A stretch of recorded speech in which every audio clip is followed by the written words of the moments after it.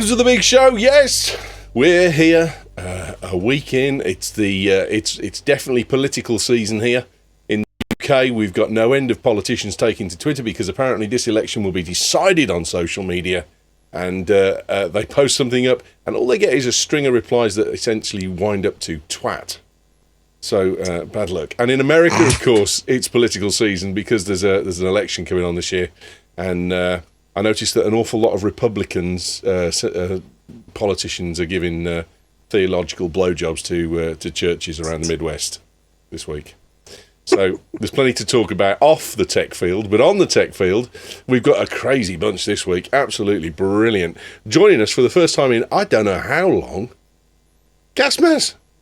Good evening. Where the bloody hell you been, mate? I know, with the last 2 or 3 shows, it's clashed with things going on at work, or it's clashed with rugby executive meetings. Yes, the most exciting that I could go to. And it just clashed, and I've not been able to make it. And I've spat and stamped, not helped. I've just missed them, I'm afraid. But I'm here now. You're here now, mate, and I hope you have a rooster of a story for us.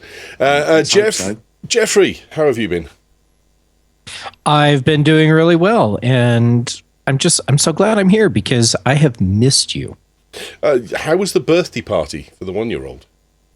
It was fantastic. And I learned something, which is that a children's museum isn't just a museum with like really short displays and dioramas for kids to look at. It's like the coolest amusement park adventure for kids ever. Yeah, museums have got a lot better, haven't they? Yeah, it was pretty awesome. And trying to teach a 1-year-old how to blow out a candle, absolutely fantastic. Awesome. Everyone should try and do it sometime. Why, were they intent on lighting the place up or something? Well, that's how I roll. No, I remember when I went... You give them the Heimlich maneuver, that'll help them blow the candle. Oh, I wish I had known. That would have made things so much easier. When I was a kid, if you went to a museum, if you took your hands from behind your back, you got thrown out. It was, oh, you bloke, ex-sergeant major, you piss off. I remember going. Yeah, that wasn't the experience we had. I went to an art museum during the school holidays. I was about 13, and my mum and dad let me get the bus into town. I went to the galleries, a couple of the galleries that were in Birmingham, and we got thrown out of one. There were two boys going in to a gallery, me and Simon Wells, and they looked at us like what, no, what, no.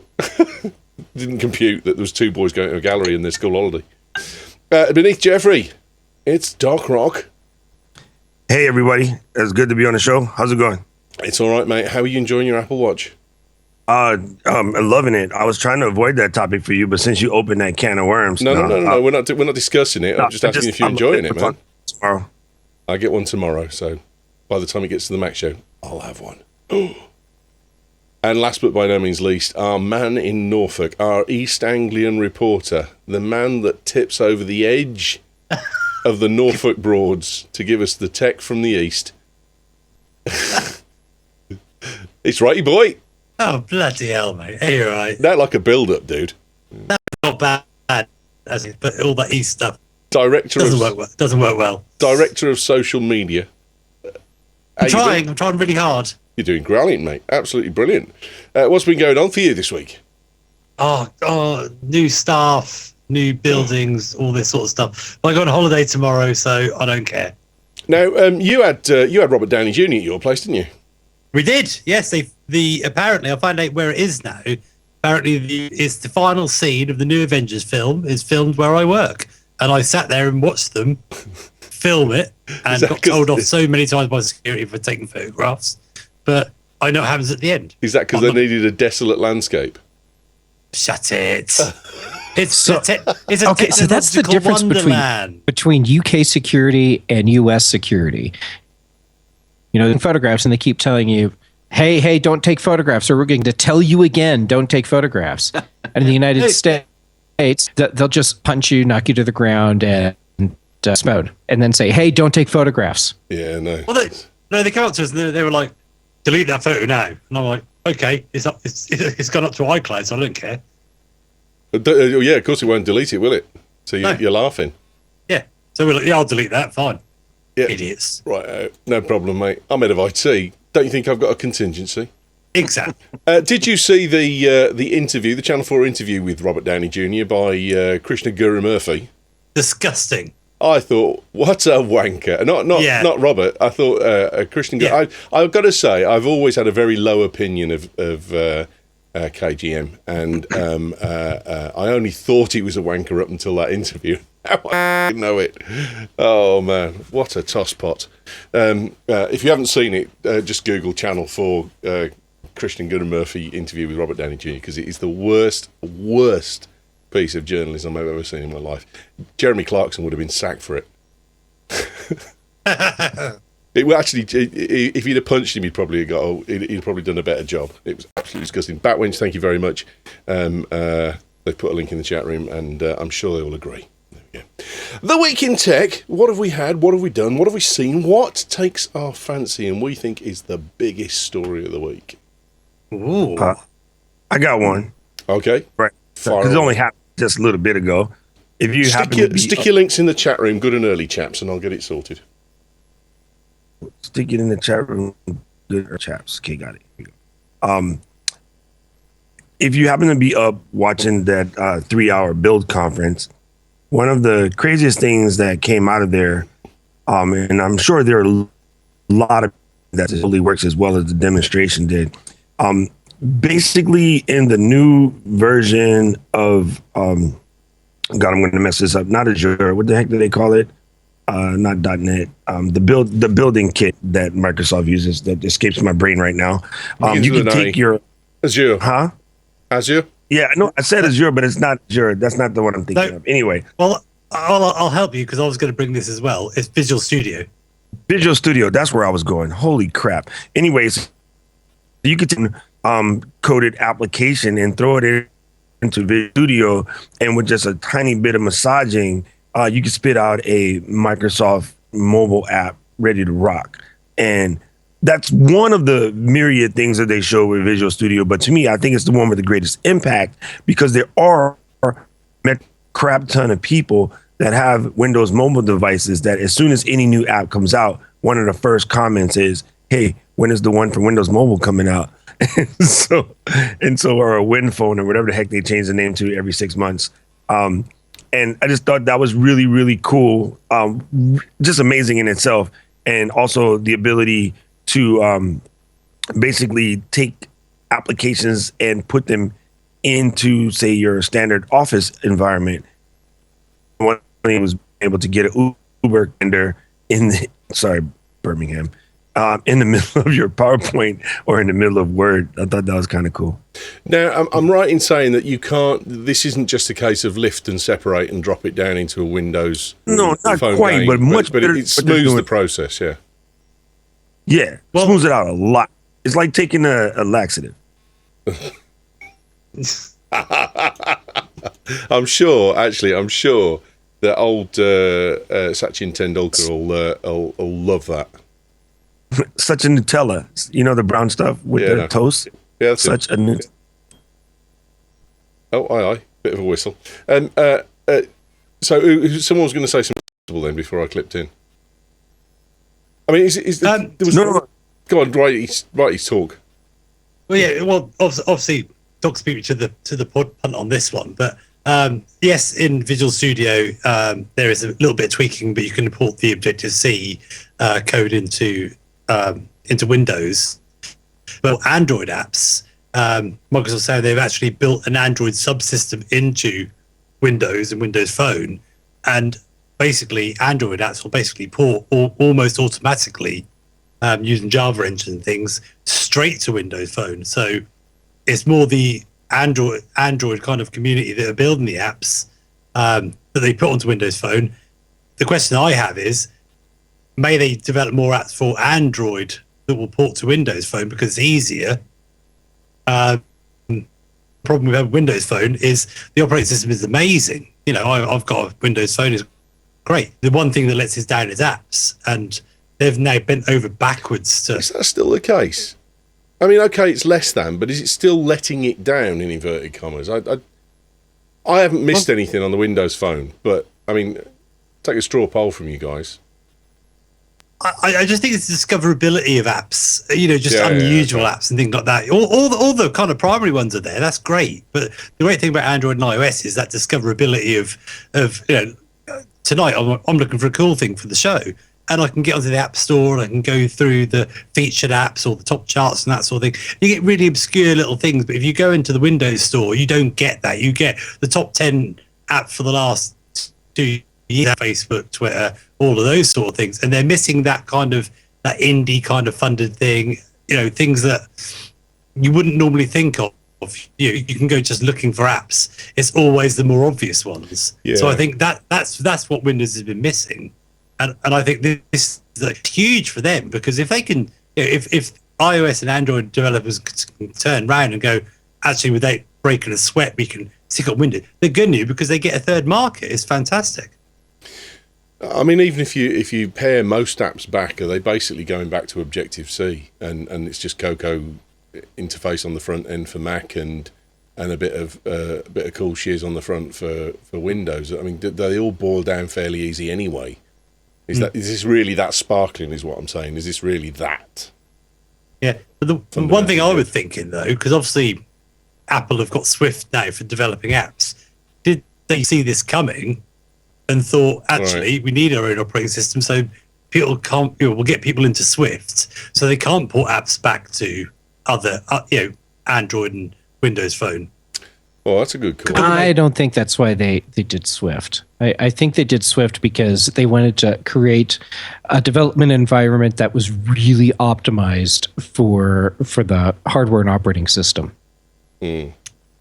Yeah. Yeah. But obviously, it's only apps that are in Objective-C that can go back to the Windows. So Swift apps won't go, and will developers be willing to go, because what Microsoft are promising is, well, they're projecting 1 billion Windows 10 apps, Windows 10 devices the next year, and that's huge, because obviously these universal and it's wrong. Apps they're not going to sell that many. but it's a great goal.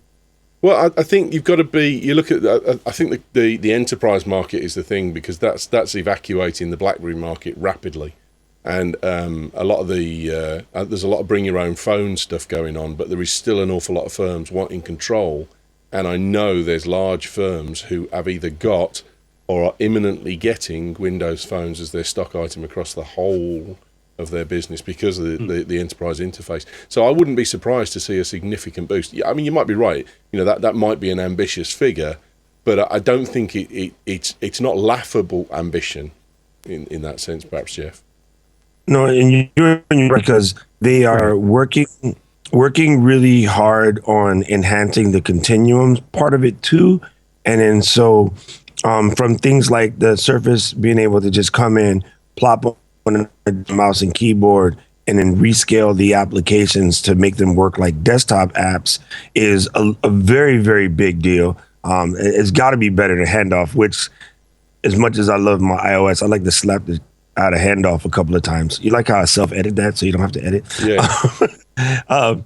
And so seeing things like, well, the demonstration of Continuum actually kind of working, we hope it's as good as it is when it actually comes out, is kind of big. And what that also does is, if you look at some of the larger, more powerful, even something like the 1020, if you're able to do Continuum with that, for the enterprise level, that's amazing, right? Remember back when AT&T and Verizon were trying to hawk that one thing that was a tablet, and you'd come in and you dock it, and it was made by Asus. It was a piece of crap, but it worked. But so many people bit that in hoping that it would work, because it is a very wanting and marvel concept, especially if you're in the enterprise.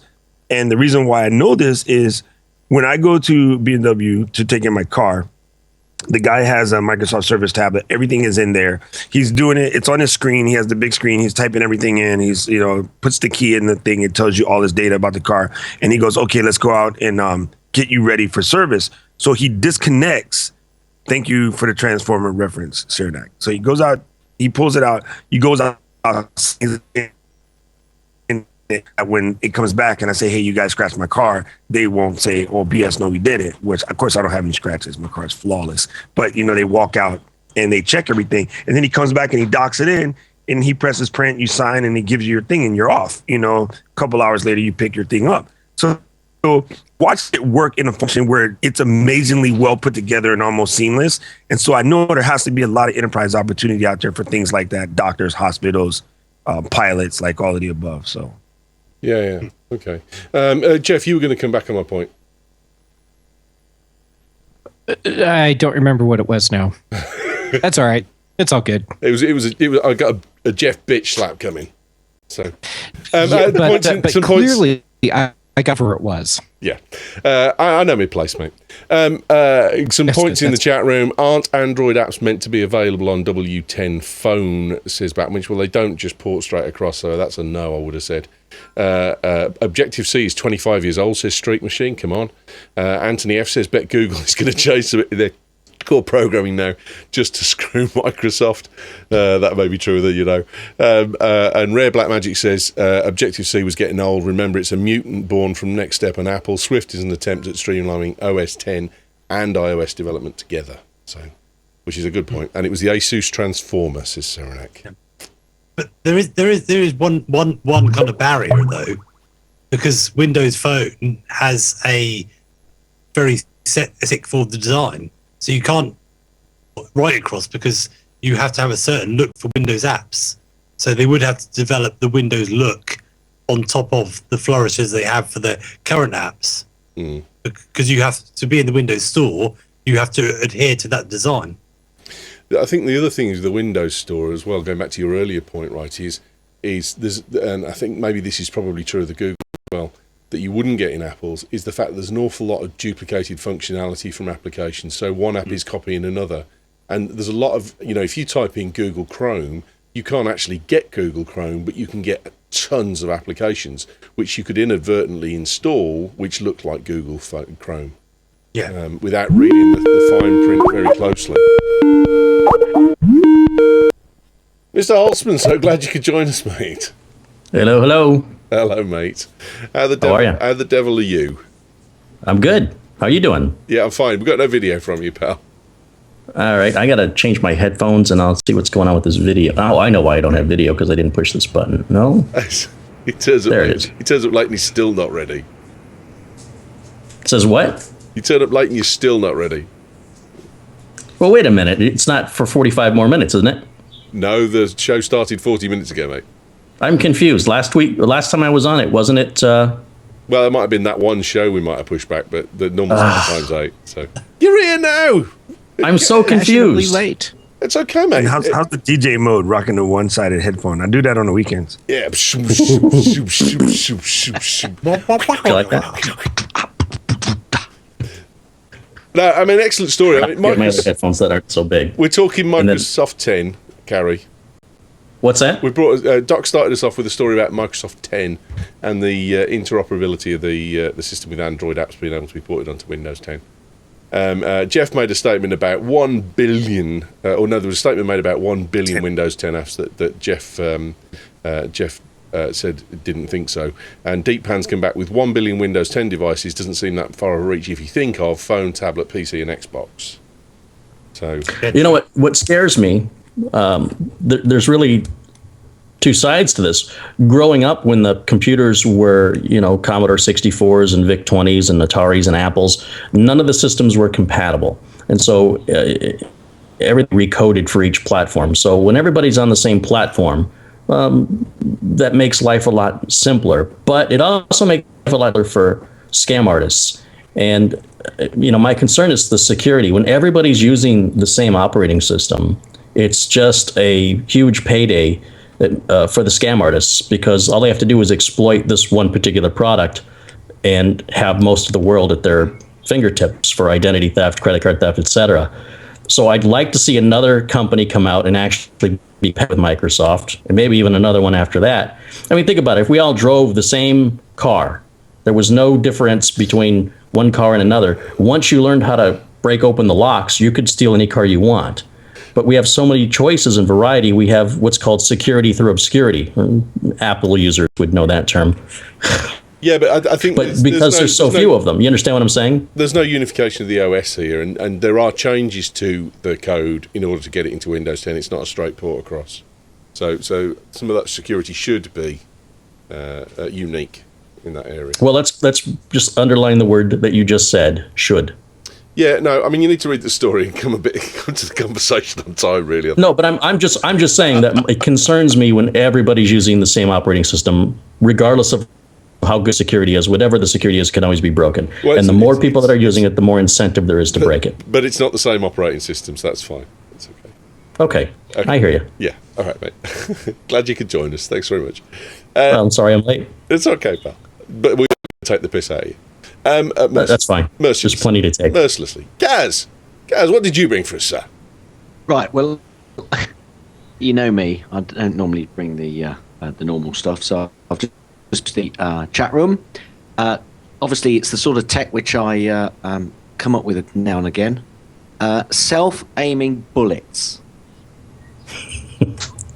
I think it's almost like a missile coming out of your gun. Apparently, this company over in the US have created, I think the company is called Exacto, and they've come up with basically a guided bullet which is aimed at snipers. And of course, now it's self-guided. Once you just got your target, you pull the trigger and let the bullet do the rest. So anybody could basically use these particular guns with these particular bullets in, and hey presto. There's a video there which shows, it's not that clear, but there is a video there which shows the guided bullet and the moving target. It's a high-speed, obviously, camera. But what concerns me is if you go further down, this same company is also producing some robotic creatures. So if this company combines those robots with these guns and these bullets, then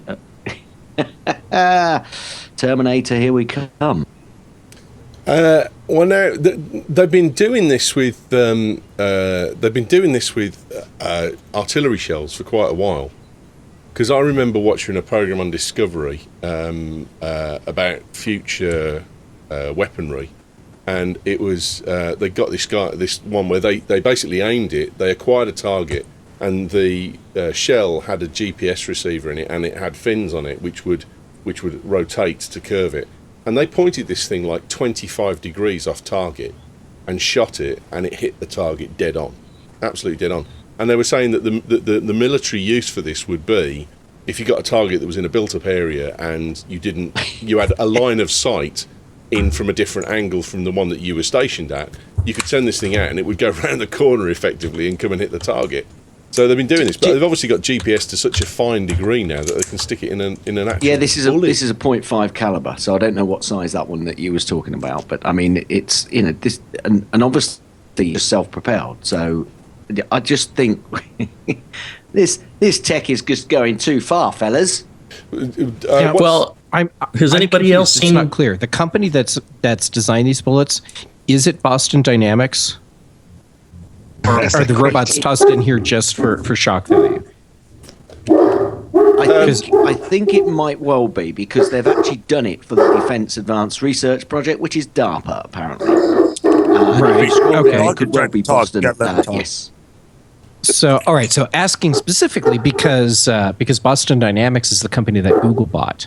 So, yeah. So, if Google is working on military robots, which is one of the things Dynamics was working on when Google bought them, and now they're working on self-aiming bullets. That's quite a combination for Google. How does that sit? Where does that put Google? How does that sit with do no harm? Yes. First, do no harm, Sergey. Talk me through that one. Yeah. It might not be them, but Jeff's only speculating here because we don't want to get sued by Google. Holy shit!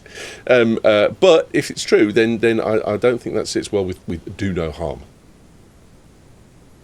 The chat room. I was just going to say in the Fifth Element, they had the Zorg ZF-1 pod weapon, and when he shot it, every bullet would go to the same place, and Gary Oldman demonstrated it. When he pointed it forwards and it went all backwards. Yeah.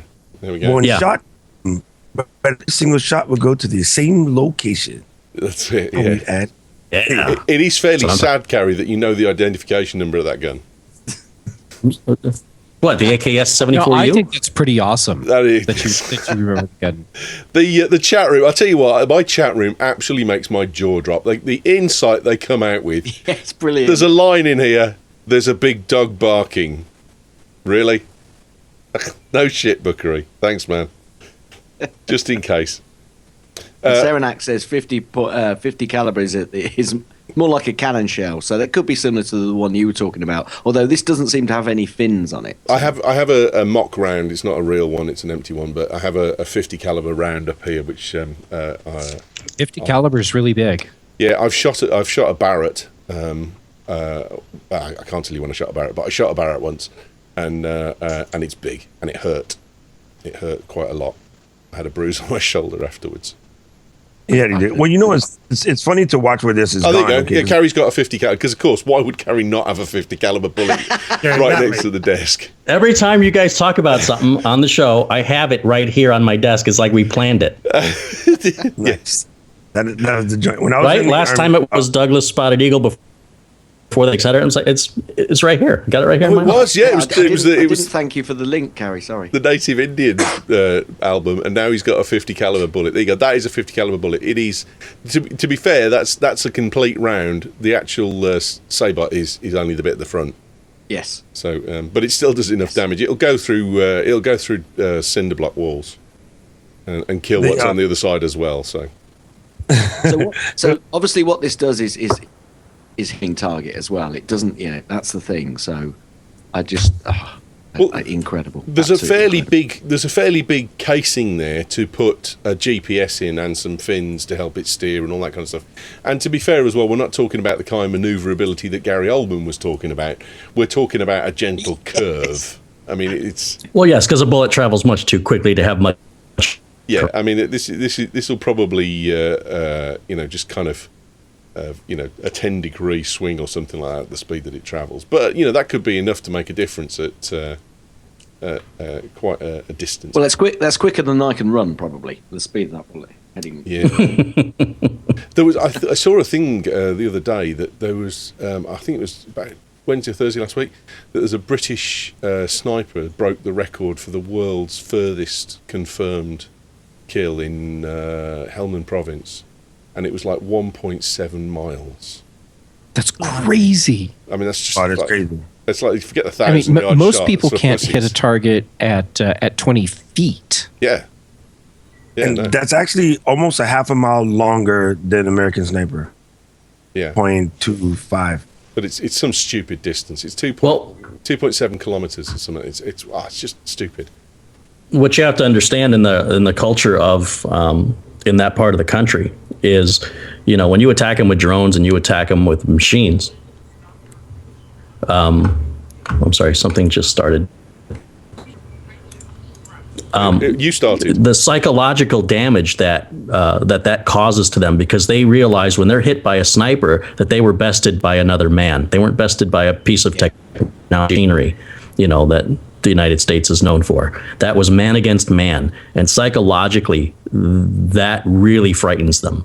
So that's really our upper hand in the whole war situation, is the psychological damage that has on that culture is very effective. Cool. Not that we wanted to talk about killing people. That's not what we do. But Speak for yourself. we got no, Carey. No, I'm kidding. I'm kidding. I don't want my show used in evidence against you when you go and level a mall in Arizona somewhere. Again? Again, yeah. Absolutely. Again. Yeah, those malls are expensive. Pick like a flea market or something. next time. Mr. Holtzman, can you justify why you have a 50 caliber weapon? Well, they wouldn't sell me the bigger one. Wow. Take a look at this. It doesn't. I don't have a weapon. I just have the bullet. It doesn't. It's not Because a real. it's just, it sits on my desk. Some people put little tchotchkes on their desk. Right here. I'm not. Here you go. I've got a Duracell on my desk. There you go. That is a live. Well, one of these days, Duracell, I'll meet somebody with a 50 caliber who's going to let me shoot it, and I go, "Hey, I got my own bullet. It's loaded. You can hear the powder in it. There's a lot of gunpowder in there." Yes, there is. Okay. Did you hear it? The coppery part at the end. The whole thing together is called a cartridge. Yeah. Well, the whole thing together is called when you get to see the gun and they say, "Here, I've got some ammo," and you say, "No, I brought my own cartridge." And no. Well, actually, yeah, you've got the. Since we're going to go there in the Army, I can't stand up to show you, but the drill sergeant we're never our weapon a gun. He'd be like, "This is my weapon. This is my gun. This one's for killing. This one's for fun." Oh, very good. Yeah. And you don't put a clip into your weapon. You put a magazine. Not unless you're firing an M1 Garand, then you put a clip in it. Right. This is getting way too techie on guns. Did you see the tweet today about how to smuggle candy into American cinemas? I did not. Oh, it's brilliant. I can only imagine. It was a guy holding a 9mm Glock and he's shoving a Snickers bar in where the bullet Oh my should God. go. Yeah, that would totally work. Yeah, no, absolutely. You know what? I haven't really seen much enforcement on bringing candy in. We're blatant about it these days. Like I got a big old bag. I'm going in with a bag in the movie theater. Yeah, try and stop It's me. filled with everything I got at the department store across the street. So, Gaz, have you got? I mean, let's try and keep this away from killing and murder. Is there an application in the civilian world where you think this would apply? Let me think about that for a minute. Come back at the end. There we go. Well, and whatever it is, we'll make it a cool thing. I know, getting rid of your Uber taxi driver. I don't know. Oh, Jesus, I can't find one as it is. Well, there you go. It's working. Totally makes sense now. Jeffrey, did you bring us a story? Of course I did. And this is a first for me.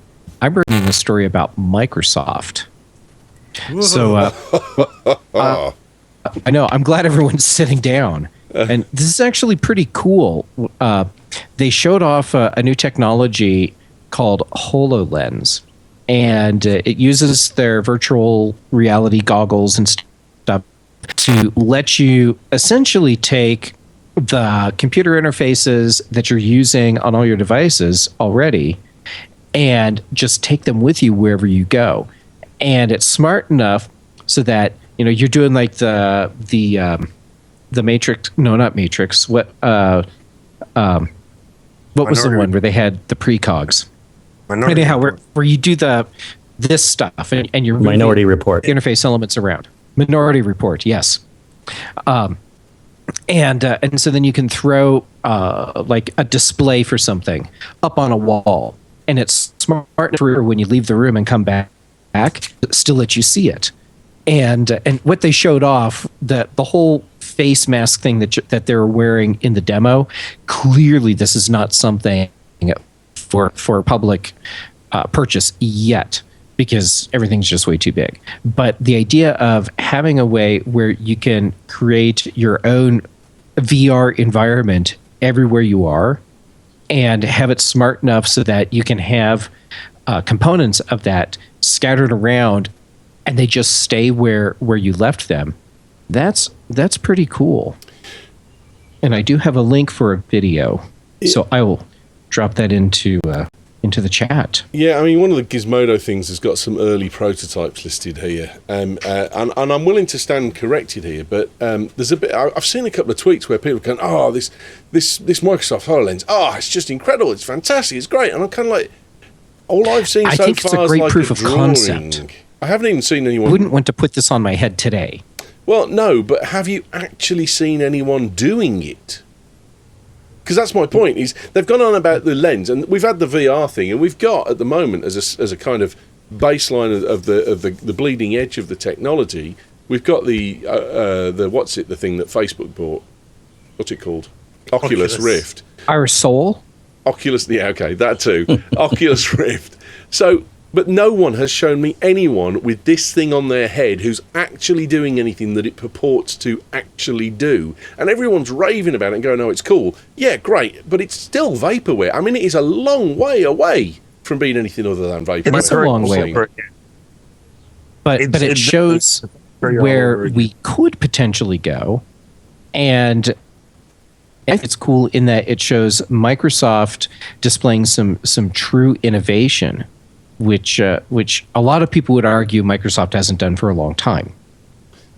But I love this where they're looking at stuff where they're thinking outside the box and looking at how we might want to interact with our technology in the future. The thing about that is that's what they're thinking out of the Xbox.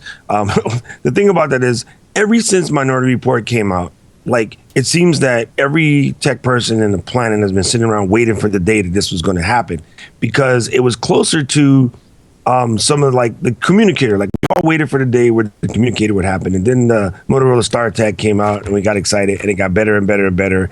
And it took us a while, but today we have iPhone and Android and Windows Phone, so we're there. But I do feel that this is going to be harder, and it's something that I know that's at the top of my list. Besides, self-driving cars or flying cars, the whole Minority Report style HoloLens is something that I've been looking forward to for quite a long time. But I'm going to agree with Ewing. Since everyone's been talking about this over the last couple of years between Oculus Rift and Google Glass and all these other things, nothing really worth a damn has come out. And if you're going to show it, let's bring it a lot closer. Like, don't talk about it just so you can have something to talk about at the conference, which is, I don't know, showing off before it actually gets there kind of thing. And then now Luxottica just bought Google Glass. They're going to bring the glass holes back in the fray.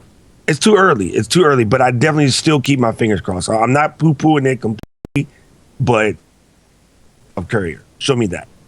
That's all I want to say. Yes, I'm looking forward to the next phase when we get to the point where we've taken all of these.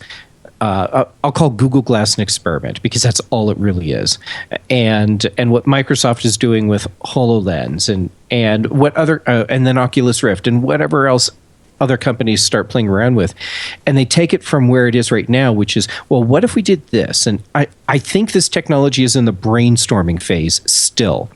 Yes. And once we get to the point where it's like, oh wait, let's try this, and then something really clicks and starts working, then the ball's really get rolling, and we'll find ways to use these technologies in ways that really enhance our lives, as opposed to just becoming a big birth control goggle that we strap to our face.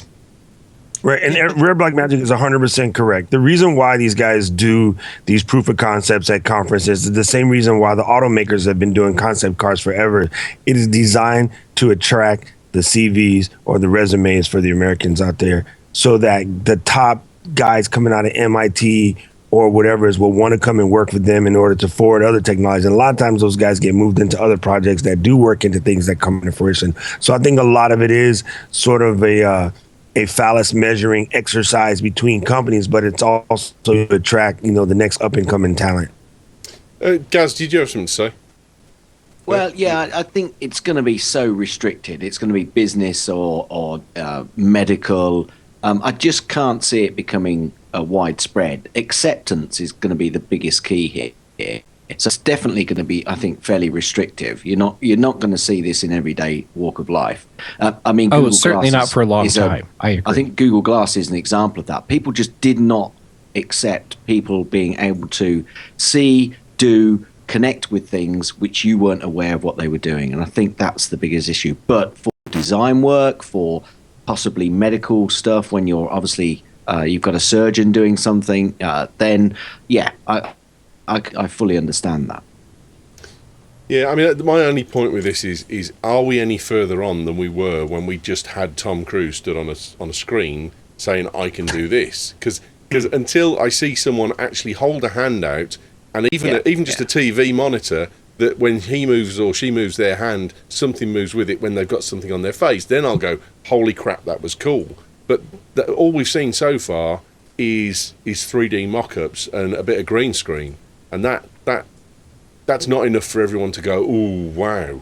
The other thing that I thought about while you were talking there was, could the reason that Microsoft is outing this so early in the fact that it's just absolutely nowhere near past vaporware, something to do with patents? Well, because probably not, because if they already have patents, then they've got the patents. Yeah. But if they went to flaunt their patents, sure, this could be a way to do that. Well, I always go back to the elastic thing with Apple, and they invalidated their own patent by. Do you remember the elastic thing where you? Oh yeah, the whole rubber band, snapback thing from the original iPhone. They hadn't patented that. They showed it when they launched the iPhone on the day of launch, and then they patented it, and the patent was refused, and it was left open because they'd got prior art, which they'd done themselves, which was the real anomaly of it. So I don't know where... Yeah, that shows you how screwed up our patent system is. Yeah, no, because they'd shown it, they couldn't then patent it afterwards. They had to patent first and then show it. And I just, there's something with this that makes me think, why would I can't understand why Microsoft are making such a fuss about it when they haven't got anywhere near it, and I can't understand why tech journalists are going, this is really cool, when Microsoft are nowhere near this actually working. The thing that has me excited about this isn't that I think Microsoft is going to roll out a consumer product next year, because they're not. What has me excited about this is when I look at this, I'm going, great. We are seeing things that tell me this is not Steve Ballmer's Microsoft anymore. This is a new Microsoft where they're thinking about the future of the company, and they're thinking about innovative ways to invent new technologies. And it isn't all about how do we lock people into Windows. Yeah, no. That's a huge thing right there. The one thing I will say is I watched just as a slight defense and devil's advocate a little bit to that, is that I watched a video that was done by Microsoft Research, and I'm going back 4 years now, and these guys were classic R&D areas. They'd got stuff that you would just think, well, I can't see how that would apply, but they got a way of projecting a hologram through two pieces of glass so that it virtually appeared in front of you. You couldn't. That's touch pretty it. cool. And it was like, it was almost like a hologram that you could nearly interact with. So that would have led on to the HoloLens stuff, and they were doing that 4 or 5 years ago, which would have been under the Obama regime. So I know Microsoft Research has been, it's classic egghead stuff that has been going on from the beginning. So just to try and be fair, I suppose. Well, to talk about the patent thing, again, I'm late. I don't know. Maybe you guys talked about 8th to May 22nd. Google's offering to buy patents from folks who don't have big budgets like big corporations to protect them or keep them away rather from the patent trolls. Because here in the U.S., the patent system isn't just broken; it's abused. They handicap inventors. They redirect company resources towards pointless and lengthy litigation. So Google's got this idea for fixing this mess called the Patent Purchase Program, and basically they'll have a marketplace where folks who have patents are willing to sell them. That they themselves set the price, the seller, and Google is not interested in purchasing their patents by June 26, with most payments happening by late August, and then you don't have to worry about some patent troll either grabbing your patent and using it like they were doing with podcasting, going after podcasters. The big deep pockets ones are the ones they thought had deep pockets, trying to say, hey, I patented podcasting, the idea of recording audio and putting it on a computer for digital transmission, even though they never invented anything. And they go after all of the deep pockets and say, you can spend $1.5 million in litigation or give us $250,000 and we'll go away. And this really rubbed Adam Carolla the wrong way, and he went after him lock, stock, and barrel. And it's a real problem. But it's interesting that Google is using this excuse to buy your patent to keep it away from the trolls. I'm sure there's got to be another reason they want. Oh no, I'm sure the economic value is not lost on anyone. But if you're going to lose it anyway, you might as well sell it at a cut price to Google. I've got no issue with that. It's a buyer's market, isn't it? Chat room is coming in with some optional uses for civilian uses for Gaz's bullets. Steerable bullets chase down anti-vaxxers with flying vaccine inoculations, says Bookery. That's brilliant. Yeah, absolutely. There's Bookery mentions something about a talking phallus as well, which I don't get what the reference is to that with it, but fair enough. That might be something completely different. Shooting down bloody drones, says Windrider. Thanks very much, Pete, mate. Always positive from your thing. And penis rockets or cock rockets has also come out in the chat room as well. And I've got to say, I spent a number of years being guided by my penis, and it didn't get me in any good place at all. Anyway, so that's a bad idea. I'm not going with that one. Wrighty! Maybe you had the wrong docking mechanism. Wrighty's shaking his head like he disapproves of me. No, I've thought that I was going to do tonight already. I was going to. Have you even got a story? But I'm not going to make it the Microsoft show, or am I? But just we're going to get the latest sales down at the local market in Norwich. Is Wrighty's next story? No, but just on a quick one on the Microsoft thing from me is they are throwing everything at the wall. It's going to be too much too soon. But the one thing that we have seen is they are so much more open to being on other platforms. Because even with Windows 10, you've got it on Raspberry Pi and things like that. And on my iPhone, I used to have a lot of Google apps, but I've got a hell of a lot of Microsoft apps on there now. And I think their vision isn't because I watched the keynote yesterday, and they don't really concentrate on Windows that much anymore. Much more of a services-driven company more than they ever were, because the old Microsoft was you will have Windows, you will have Office, you will do this and do that. But the Office version of the iPad version of Office is great. The Android and iOS version of Outlook is great, and they're finally kind of reaching out to people and getting their money through different pockets, because obviously they're giving Windows 10 away free, and the way they make their money is through enterprise organizations like my own, where we pay them a lot of money. But people are coming on to more and more Microsoft things, and more people are picking up Windows phones. So I think they're kind of getting more into the mindset of people. So I think the fact that they're actually trying more and more things. So you think the HoloLens, it's kind of, this is amazing, but it makes the headlines, but it makes people look at them a bit more. So you're thinking that they're showing all this cool shiz, hoping to sell the current products because this is where it could go? Yeah.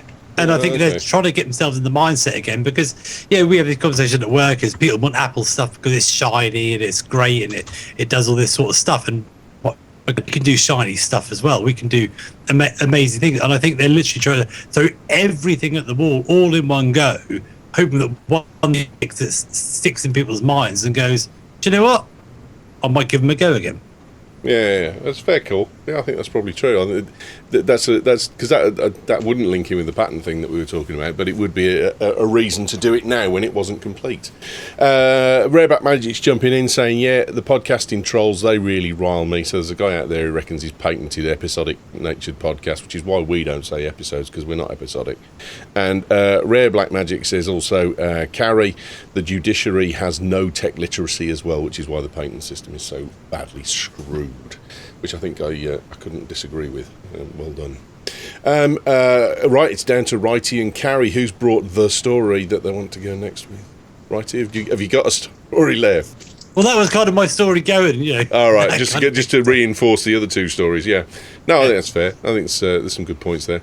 And I thought with Sony coming back and starting to make a profit again. Yeah, there was a tweet today I noticed from a guy who said, I think it's about time Sony stopped making phones. And I clicked on the... Wait a minute, Sony makes phones? Thank you, our man in the Amish, Carey Holtzman. So talking of you, Carey, brother Amish, brother Holtzman, what have you brought for us? What's your tech story of the week? Can I just tell you some of one of the dumbest pieces of tech I've ever seen? It's called an Alienware amplifier. So this hurts my head. You know how you can take a hard drive, you can put it in an external enclosure and use it as an external hard drive, yes? Yeah. What if you could do that with a video card? So let's get you the lightest, fastest laptop that you can have portable, but it sucks at games, and we'll take a GTX 980 full size, stick it in a box like a hard drive, an external box, throw some fans around it, plug an external power supply into it, and the box, by the way, is three times as big and 3 times as heavy as your laptop, but you can take it with your laptop so that you can play your games with your external X980 video card. It may be the dumbest single piece of technology I've ever seen in my life. I mean, if you want a game like that, buy a desktop. You could buy a mini ITX. It'd be much more portable than this. But they're effectively taking the video card and putting it outside of the laptop and making it so you can plug it in and unplug it as needed. And it'd be fine if it was something in your pocket. But this thing's huge. Well, to be fair, I mean, there is. Then I've got to say that because the one thing that's always critical of Alienware is it's expensive and usually fairly overpriced crap. It's not crap, it's good, but it's overpriced.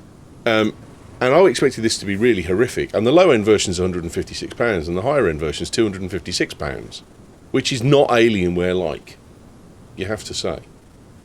Does it actually work? There's the first question. Yeah. You know, they've got it even with a Titan X. It's got some problems. Setting up the drivers can be an issue. Yeah. Actually, I think the box itself is like $300, and then you still have to pay for the video card, if I understand correctly. Oh, right. So this is just got an enclosure a proprietary, of course. So you're buying a dumb enclosure with fans, and you have to buy your 2 gig, 4 gig, 8 gig card. That's my understanding. And then the cable itself can only carry data at ×4 PCI Express Gen 3 data rates. That's about a second, or gigabytes per second. Right. Okay. For comparison, a standard GPU connection on a desktop is a full 16-speed Gen 3 connection, which carries about 16 gigabytes a second.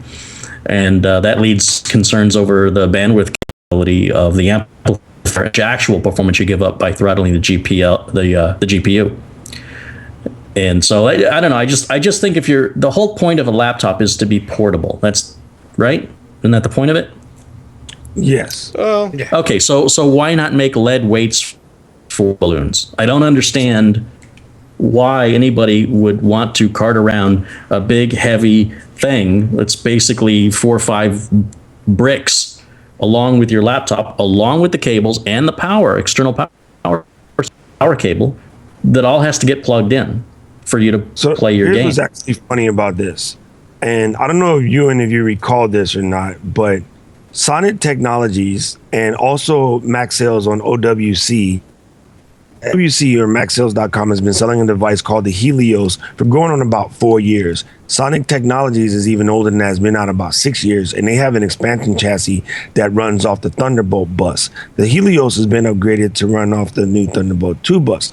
So this idea of doing this has been around for almost 6-7 years, but the primary focus in the Mac space wasn't targeted at gamers. It was targeted at DITs or video professionals. So I have used the technology before in the field on a film shoot, and we got several Reds coming back, and they bring you the little drives.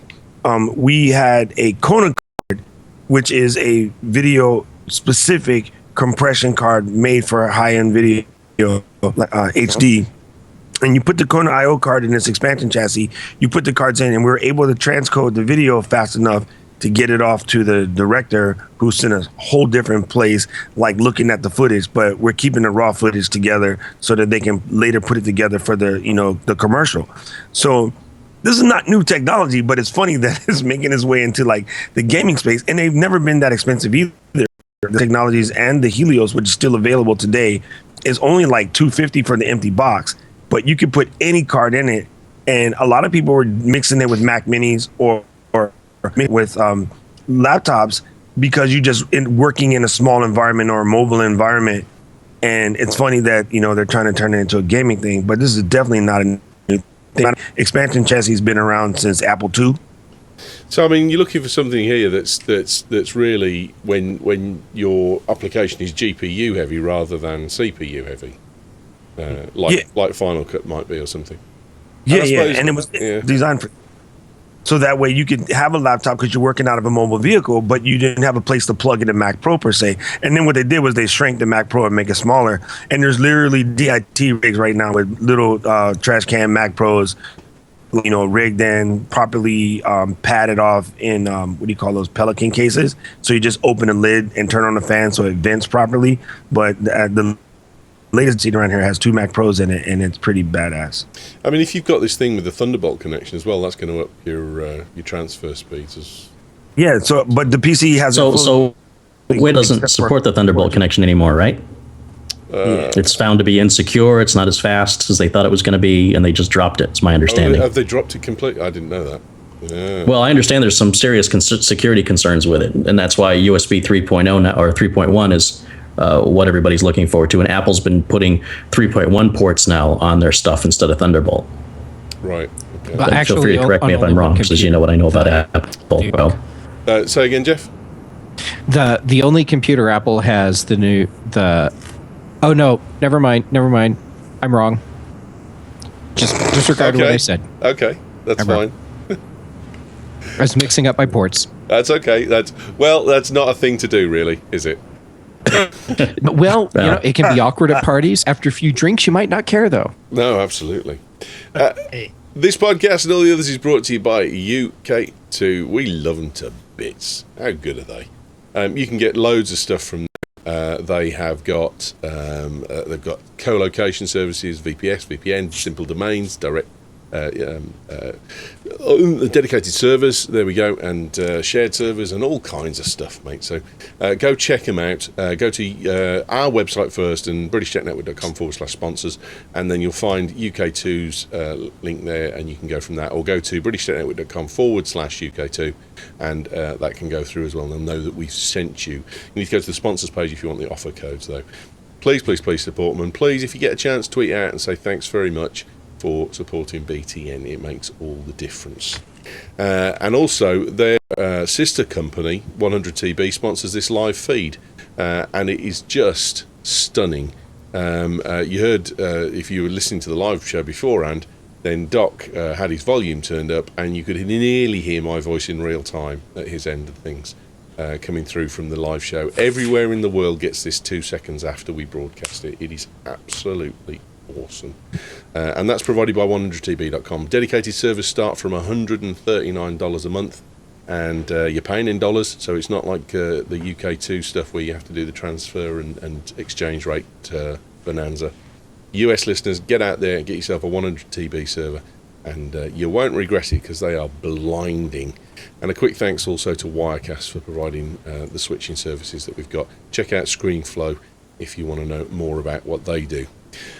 Now then, are you coming to the Bash?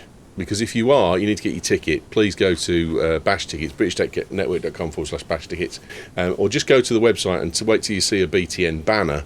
I think I have one prepared earlier. Here we go. If I click on that, there we go. There you go. That's a British Tech banner. When you get that, just click on it. Anything like that says Bash, if you click on it, it'll take you to ticket sales. And let's get the URL while we're there. And you can buy your tickets. It's £10 for the curry, which is on the 3rd, and it's £20 for the bash itself, which is on the 4th. We need to get numbers in within the next kind of 6 weeks, otherwise, we can cancel the venue if we haven't got enough people. So if you're holding off till the last minute, there may not be a party if we don't get enough people. So please get your tickets done. We've had a good sale so far, but we still need a few more just to make sure we secure the venue. So please buy it now rather than later. And the other good thing is, yours truly has gone out and has put down for a new studio. I've got an apartment at the street which I've rented, and we're going to put the BTN studio in this apartment, and it will be our new home. We'll broadcast from there. All the live shows will go from there, and you can sit and watch and have fun. Now then, here's the best part. If you're in the Birmingham area when we're recording a live show and you want to be on the show, then there'll be a little viewing gallery. You can sit there and you can watch the show with us, and you can join in and take part and have fun. And it'll be a really good time. It really will be a good time. And if you're coming to the Bash, we're going to do a Max show and a big show on the Thursday night and the Friday night as normal. So if you come to the Bash on Friday, get yourself up here in time for 3 o'clock start. You need to be about 2:30 really to make sure you get in.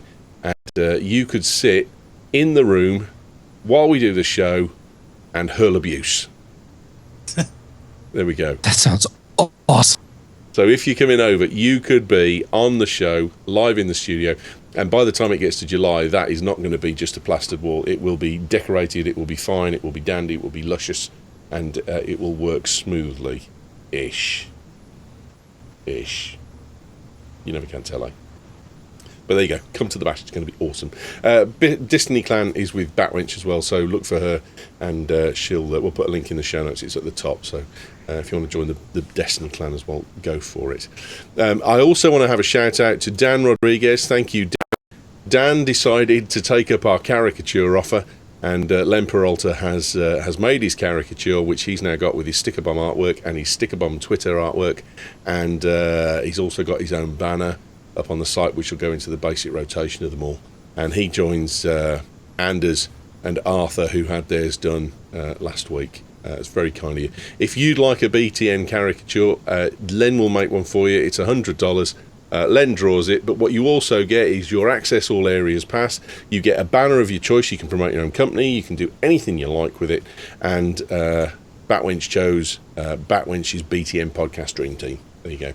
And so did Anders. He had his podcast dream team as well. So it was all up there, and it all looks fantastic. And thank you so much to the people that have done it, because it makes a superb donation to the network. It's all right. I've been thrown by Chris Campion, who's asked me what the Access All Areas pass does. It's not what you're thinking, dude. No.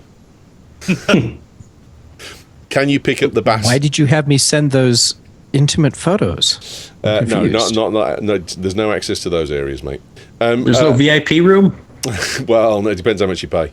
Batwing says, "Can I pick up my pass at the bash?" I've sent you your pass. You print it out and you laminate it yourself, and then you bring it along.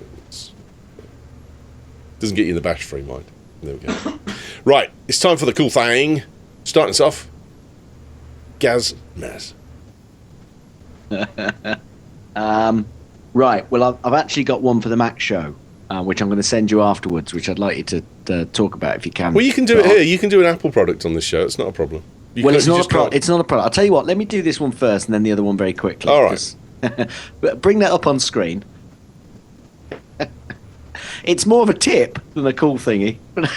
It's basically how to keep your cables tidy with a toilet roll. Oh yeah, no. And can I say, look, if you keep the video on me, yeah. Oh boy, am I looking forward to my next toilet run. Excellent, mate. No, I took a picture of Paul Wheatley's. I need to finish that sentence quicker, don't I? Of Paul Wheatley's drawer.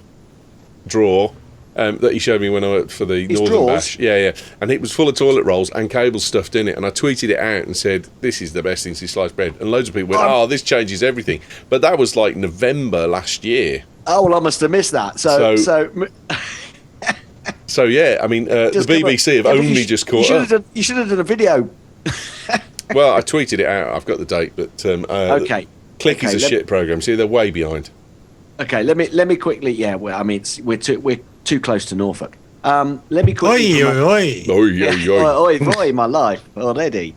I'll quickly do the Macstock show then, conference, which is going on the 20th June this year in Chicago. It's actually on the same day and just before the Midwest Barbecue. Going over to that, get yourself over to this as well. It's being set up by actually a guy who got me into podcasting back in 2008, a guy called Mike Potter, who's got his own business, and he's decided, along with Barry, to do something about the fact that there's a disappearance of Macworld. So if you get over there, I'm actually going over as well. I'm going to be there. I'm going for it. Are you going for it? You're going for the Midwest Barbecue as well? Yep. So I'm also going to be meeting up with my podcasting colleague, which is Guy Searle, because he's going to be up there. There's going to be a number of podcasters going up there. So yeah, get up and it's to go to this though. The conference, he's actually got a hall. He's got a great hall. If you and the website, it shows. I love the name. The fact that it's Macstock. It's near. I think it's Woodstock, Illinois, in Chicago, or near Chicago. Oh, right, okay. And he's got an all-day conference. He's got stuff going on. He's got the speakers set up. I think it's if you're quick, you get it. May the 4th be with you. I think it's $59, and that includes lunch and includes a T-shirt as well. And there's a hall and a couple of breakout rooms that he's got set up. Excellent. Dave Hamilton's talking, Chuck Joyner, Julie Keel's talking, Gene McDonald, Alison Sheridan, Guy Searle. You set up shop. Cool. Should be good. There we Should go. be. Macstock. Superb. So let's make. We didn't get any of that. The audio broke up. Sorry, let's make it the next Macworld. Superb. Excellent, mate. Thank you very much. Good pick. Thank you. Jeffrey, what have you got for us? Well, all right. I have. Well, you're about to spend $200. That's what I have. Oh, come on. Drop it in the chat room, mate. Okay, dropping this in the chat room right now. So on May 2nd, Lego is releasing a new that is just absolutely awesome. It's a TIE fighter that is incredibly detailed and includes a stand and a special Lego minifig that's not available anywhere else. A special TIE pilot, and the detail attention Lego put into their new special edition TIE fighter is just over the top amazing. Okay, shut up and take my money. See, told you. So it's $200, but it doesn't officially go on sale until the 2nd, so May 2nd, and they're doing it then because Lego always does a special May the 4th be with you event where they introduce new products and then have specials and stuff.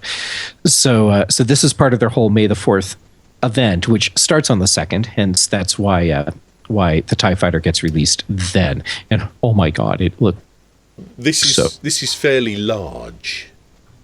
Yes, it ends. I think it's 18 inches tall. It's 18 inches tall, 12 inches long, and 12.2 inches wide. Yeah. You know what bothers me about this is the new TIE fighters have white wings. So after you buy this one and then the new movie comes out, you have to get the matching one. You have to. That's just brilliant. Tipex. So this is going to sound the stupidest statement of all time, but it's life size for Lego figures. That's why it's so big. Yeah, it's scale to Lego minifigs. Figures, yeah. Mm-hmm. That's the word I was looking for. Scale. You can tell why he's a journalist, can't you?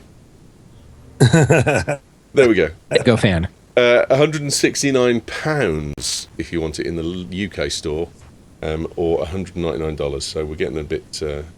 You got sales tax on top of that in the States, whereas we haven't. That's the VAT inclusive price if you want it. Warning: choking hazards and small parts. Sorry. Small pants.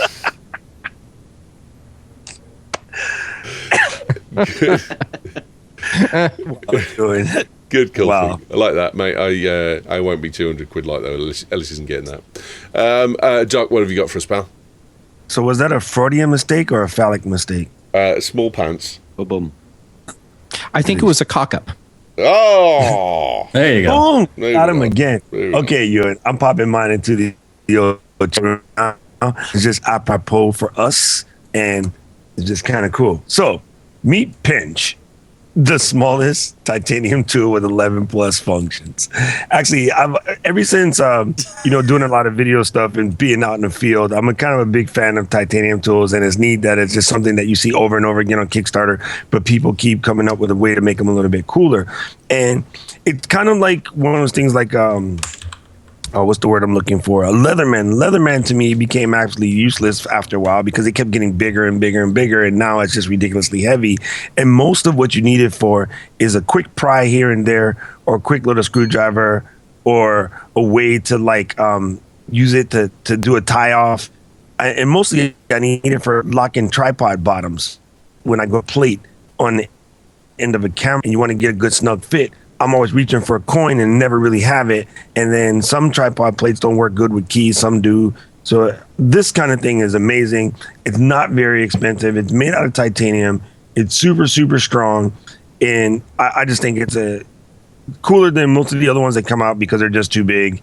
And titanium is dope because it's lightweight. So you just pop this guy on your key, and every once in a while you're going to need a scraper, or you're going to need a bottle opener, or you're going to need a little something you can use to tighten a tripod plate or whatever is in. It's just cool. But mostly I loved it because of the name. Because yes, actually, that's very, very good point, mate. That it of course copies our own show. But I've got to say, Doc, there's a hell of a leap going on here with some of these 11 tools. So no doubt. it's allegedly got. It says on it. I mean, this thing, I can't get the picture to work, but I mean, here's my hand. This thing is about this long inside my hand, so it's about 2 inches long, and it's got a mini pry bar at one end. The idea of prying something open requires leverage, and 2 inches. There's no leverage in 2 inches. That was my concern. That's what she said. Wait till you see him doing it, though. The funny part is, if you see him doing it on the thing, all he's doing is opening a can. Exactly. So when you got a paint can, and you just that doesn't really count, but it's definitely better than going to look for a screwdriver. He'd have had me if he'd have put paint can opener. I'd have said yes. Yeah, exactly. Yeah. Well, I kind of would probably give this guy the $20 just because it's called Pinch. UK people will not want to buy this because, as of course, there is it's a 1/4 inch hex on the internal one, so it won't work. There's a 6mm wrench on it as well, but yeah, that's true. I don't see how you're going to rotate a hex with that because there's not enough leverage either. And there's a 1 inch ruler, so right. It's no point. I mean, it's UK, forget it. Well, they are doing a metric one also. Oh, right, okay. Well done. Good. Well spotted. The guy's from Virginia, so he should know better. He should have done both. But yeah, if they got it, then that makes it better, Jeff. Oh, yeah, it does say early one. Hello, it's right there on the thing. $22 gets you a metric one with free domestic shipping in the US. So that means it's going to be about $900 to send it to the UK. No, because he's doing free because it's that it probably fits right in the mail. I want to call out Track R Bravo as well because they already have a product called the Track R, and they've come out with this thing, the Track R Bravo, and I subscribed to it as a Kickstarter last summer, and it was allegedly going to be delivered in January of this year. It is now April 30th. It is May tomorrow. I still don't have my Track R Bravo. You wankers, where is it? And they send me an email every week saying, we know you haven't got it yet, but we're doing some cool stuff. Shove your school stuff up your arse and send me with products, you bastards. There we go. In that order? Don't hold back, Ewan. How do you really feel? No, send me my products, and any that's left over, shove those up your arse. Righty. What have you got for us, mate? Going back to Windows again. I used to really use a really good app called PC Decrapifier, which was great for cleaning up apps and uninstalling things, but the latest version leaves me a bit cold. It's got a bit too, I don't know, they got a bit too big for their boots, and it's rubbish now. So I've looked for an alternative. I'll put it in the chat room. There's a new app called Revo Uninstaller, and it's just great if you're a Windows user and you've got apps that haven't uninstalled cleanly, or you just want to kind of look at what's running on your PC. It's just great to run that and just clean up. There's a free version that does most of what you want to do. There is a pro version that not a lot of money, but if you're a Windows user and you want to keep your system clean, it's a really, really good, better than the uninstall that Windows offers you. So worth checking out.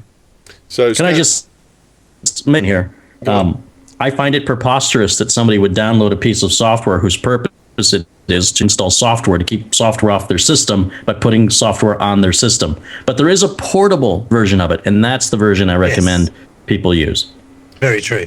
Yeah, no, I mean, I think, I've got Clean My Mac, which I've got to say I really quite enjoy because it helps you, if you want to uninstall from the trash, sometimes you'll get files that it says they're in use somewhere, and this thing will identify where it is, close the app, and then get rid of it. If it's some obscure app that you didn't even know had got hold of it, and I had one last week where it had done it.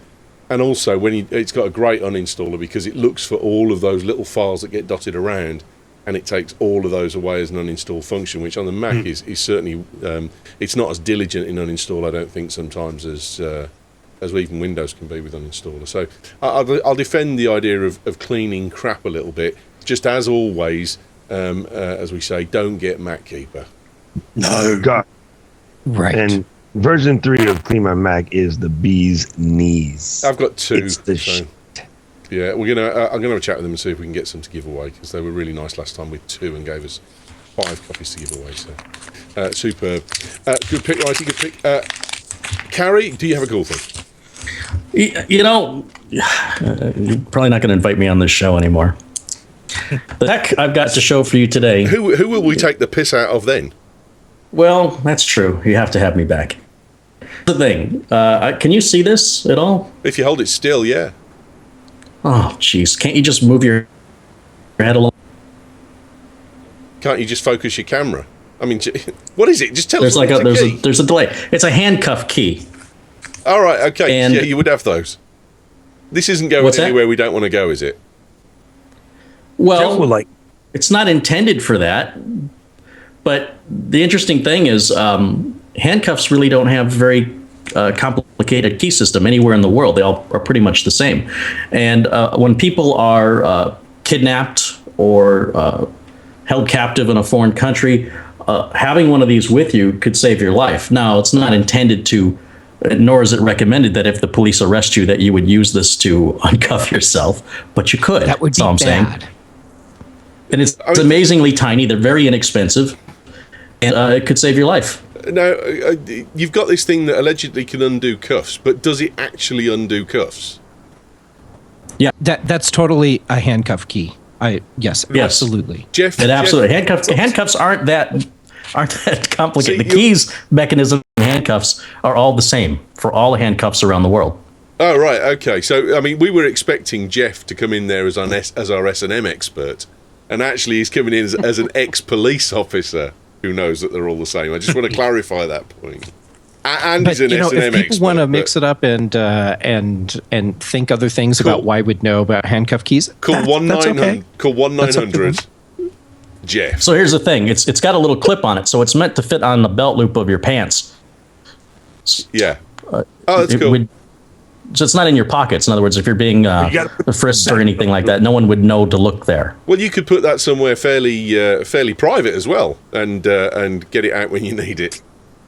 Maybe I already did. Well, okay, if you're going to do that, you need to have 2. One that you can get at if you're handcuffed with your hands in front, and one if you're cuffed with your hands behind. So just get 2. Now, proceed. Well, they sell them in packages of 2. Oh, that's perfect. For that very purpose. Jeff, just go us through the procedure very briefly here of why you would have handcuffs in the front and not behind. Because the person that handcuffed you doesn't understand that what they're doing is creating a scenario where they have not immobilized you. So they're inexperienced. Right, so that's a complete arse then, the handcuffs in the front. Right. Yeah, okay. I did see in the police car in America, and not because I was in it, but I saw into the police car window, and it was interesting that the back seats actually had bits of the seat removed so that you could sit comfortably with your hands behind your back, which I thought was quite cool. It's actually really smart because a lot of people are heavy enough that or enough overweight that they have to lean forward or lay over in an awkward position when they're cuffed. And then that creates a scenario where you could potentially have someone suffer from respiratory problems, like be able to breathe well, problems. So if you do that cutout thing, then everyone can sit up straight, and it doesn't matter how big they are. It just works. So yeah, very smart thing to do. Bookery wants to know: does that work on pink fuzzy cuffs as well? And yes, it does. Thank you. That's good to know. What? How do you know that? And Serenak says, "Is that car seat a bit like a pile cushion?" I don't think so, but okay. No, it's not. So just to be clear, then, Carey, your cool thing rather is the handcuff keys. Come on, that's cool. How cool is that? Well, brilliant. Have you got a link for where you can buy them, or is it just universally available? Well, TIHK is the name of the company. I can provide you a link. So that's for titanium handcuff key. It's awesome. Titanium I just can't get over that. Everything's got to be titanium with you. .co. It's a shame we haven't You got. just said it was TIHK. It's a shame we Yep. haven't. There Tiny, you go. inconspicuous. You can, tiny inconspicuous handcuff key. They're available at Amazon.com. Batwench, we are not doing that on the pinch. Not a chance. Even that's too far for the pinch. The fact that they open all handcuffs in the world, I don't feel the need to prove it, but I don't know. Muller in the chat room Muller isn't in the chat room, and he was an ex-peace officer, and he could have confirmed that that was the truth in the UK as well. But it's a cool pick. What's the price on those? I think it's $12 for 2 of them. Yep. Cheap at half the price. Yep, $12. Superb. My cool thing is the Boss ME80. It looks cool for a start, and it's a guitar effects pedal. Now, I don't know if you've had a chance to listen to it yet, but we've got a new show on the network called The Guitar Show. It's done with Lee Peterson. It's now up in iTunes. It's in video version and it's in audio. And Lee's put his first lesson up this week as well, which is kind of, it's a basic lesson, but it'll get you started if you're looking to start guitar. He goes through all the news and he comes up with some products, and he does a cool thing section. And I've had a word with him because I've asked him if he could make the cool things a little less cool. Because so far, I've probably run up a sizable bill in apps for iOS, because he does a section on iOS apps for guitarists. And purchased this thing, which knocked me back 215 quid, but don't tell the wife.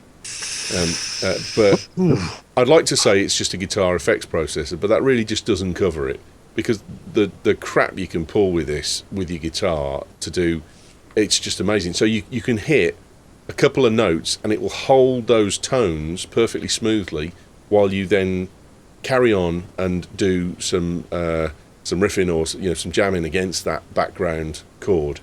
It's just incredible. And there's like the pedal on the right does 10 different functions. It'll do volume, it'll do wah, it'll do easing in and easing out effects, it'll do reverb, it'll change everything. And there's 2 banks and there's 4 channels, and it just the amount of effects you can pull out of this thing is just unbelievable. So there you go. It's the Boss ME80. It is absolutely amazing. Blows my mind. I've only got the manual out for half an hour, and I was already confused. But you can use the basic functions as well, so it's not too bad. Right. Excellent round of cool things there, I thought. Well done. Where can we get a hold of you, Gaz? Get easy. Go over to gazmaz.com. Catch me on Twitter at /Gazmaz. That's Gazmaz. Anybody hearing me say that possibly knows that I refer to that name also on the mymac.com podcast, where I reside with Guy Searle. Excellent, mate. Thank you very much. Jeffrey, where are you, sir? Oh, I'm hanging out at macobserver.com and freshbrewedtales.com, where I talk about the stuff I see people do in coffee shops. People do stupid stuff. And on Twitter, I'm Jay Gammett, and I'm on a bunch of podcasts too. Yeah. Where are you, Sir Doctor? You can find me at DOCR anywhere on the interweb, on macuser.pro, and about a whole bunch of times on this network and the Mac Show, occasionally the Pocket Show. Excellent, mate. Wrighty, where are you, sir? Paul is on Twitter, mate. British Techno.com, and directing that there social media. You be our man in social media.